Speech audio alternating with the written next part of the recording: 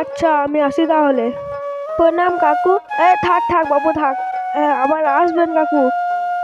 নে 5 টাকা নে, রাখ তোর কাছে। না কাকু লাগবে না লাগবে না। রাখ রাখ, কাজে লাগবে, রাখ। না না লাগবে না লাগবে না, রেখে দে রে। এতটা পয়সা নিয়ে আমি কি করব? কত পয়সা, 5টা টাকায় বাটি কি করব?